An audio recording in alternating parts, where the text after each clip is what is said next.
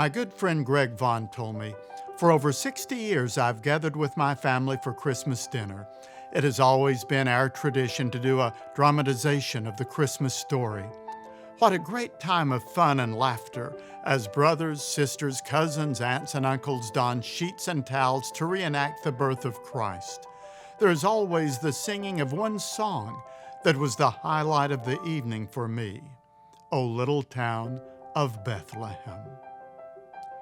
But who wrote this song? What was the occasion, the backstory to this wonderful Christmas carol? Let's find out.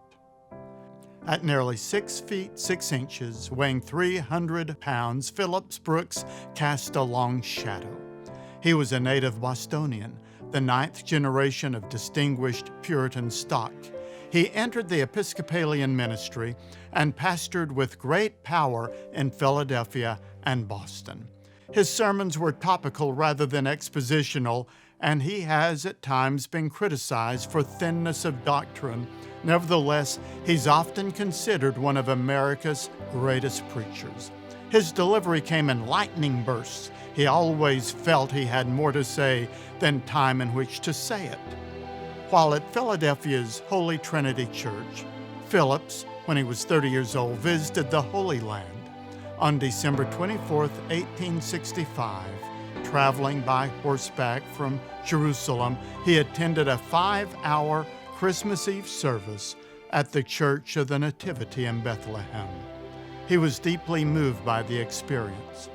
I remember standing in the old church in Bethlehem, he later said, close to the spot where Jesus was born. The whole church was singing hour after hour with splendid hymns of praise to God, and how again and again it seemed as if I could hear voices I knew well telling each other of the wonderful night of the Savior's birth. 3 years later, as he prepared for the Christmas season of 1867, Brooks wanted to compose an original Christmas hymn for the children to sing during their annual program. Recalling his magical night in Bethlehem, he wrote a little carol of 5 stanzas and handed the words to his organist, Redner, saying, "Louis, why not write a new tune for my poem?" Louis struggled with his assignment, complaining of no inspiration.